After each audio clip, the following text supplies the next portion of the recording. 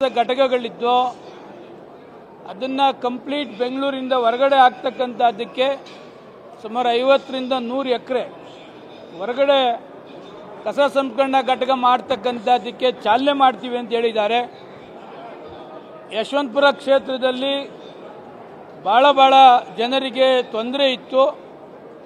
ಅದನ್ನು ನಿವಾರಣೆ ಮಾಡ್ತಕ್ಕಂಥದ್ದಕ್ಕೆ ಮುಖ್ಯಮಂತ್ರಿಗಳು ಉಪಮುಖ್ಯಮಂತ್ರಿಗಳು ಒಂದು ಕ್ರಮ ತೆಗೆದುಕೊಂಡಿದ್ದಾರೆ. ಎರಡನೇದು, ನಮ್ಮದು ನೂರತ್ತಳ್ಳಿ ವ್ಯಾಪ್ತಿಗೆ ಜಾಸ್ತಿ ಬರ್ತದೆ. ಕುಡಿಯುವ ನೀರಿಗೆ ಪರಿಹಾರವನ್ನು ಕೊಟ್ಟಿದ್ದಾರೆ.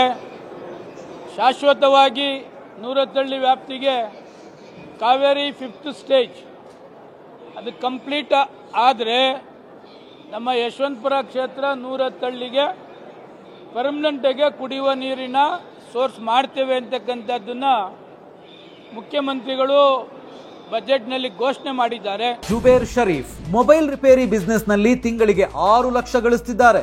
ನೀವು ಕೂಡ ಅವರಿಂದ ಕಲಿಬೇಕಾ? ಅವ್ರ ಜೊತೆ ವಿಡಿಯೋ ಕಾಲ್ ನಲ್ಲಿ ಮಾತಾಡಬೇಕಾ? ಈಗಲೇ ಫ್ರೀಡಮ್ ಆಪ್ ಡೌನ್ಲೋಡ್ ಮಾಡಿ. ಸಂಚಾರ ದಟ್ಟಣೆ ಏನಿದೆ ಅದನ್ನು ನಿವಾರಣೆ ಮಾಡ್ತೀನಿ ಅಂತಕ್ಕಂಥದ್ದನ್ನು ಹೇಳಿದ್ದಾರೆ. ಆಮೇಲೆ ದೊಡ್ಡ ರಸ್ತೆಗಳನ್ನು ವೈಟ್ ಟಾಪಿಂಗ್ ಮಾಡ್ತಕ್ಕಂಥದ್ದಕ್ಕೆ ಡಿಸೆಂಬರ್ ಒಳಗಡೆ ಕಂಪ್ಲೀಟ್ ಮಾಡ್ತೀವಿ ಅಂತಕ್ಕಂಥದ್ದನ್ನು ಕೂಡ ಹೇಳಿದ್ದಾರೆ. ಬೆಂಗಳೂರಿಗೆ ಸಂಬಂಧಪಟ್ಟಂತೆ ಏನು ಮುಖ್ಯಮಂತ್ರಿಗಳು ಉಪಮುಖ್ಯಮಂತ್ರಿಗಳು ಘೋಷಣೆ ಮಾಡಿದ್ದಾರೆ ಅದನ್ನು ಉತ್ಪೂರ್ವಕವಾಗಿ ಅಭಿನಂದನೆಯನ್ನು ಸಲ್ಲಿಸ್ತೇನೆ. ಮಾಡ್ತೀವಿ ಅಂತ ಹೇಳಿದ್ದಾರೆ. ಬೆಂಗಳೂರಿಗೆ ಕಸದ ಘಟಕನ ವಿಲೇವಾರಿ ಮಾಡ್ತಕ್ಕಂಥದ್ದಕ್ಕೆ ಬೇರೆ ಕಡೆ ಮಾಡ್ತೀವಿ ಅಂತಕ್ಕಂಥದ್ದನ್ನು ಹೇಳಿದ್ದಾರೆ. ಕುಡಿಯುವ ನೀರು ಬೆಂಗಳೂರು ಮಾತ್ರ ಕುಡಿಯುವ ನೀರು ನೂರತ್ತಳ್ಳಿಗೆ ಪರ್ಮನೆಂಟಾಗೆ ಸೋರ್ಸ್ ಕಾವೇರಿ 5th ಸ್ಟೇಜ್ ಮಾಡ್ತೀವಿ ಅಂತಕ್ಕಂಥದ್ದನ್ನು ಘೋಷಣೆ ಮಾಡಿದ್ದಾರೆ.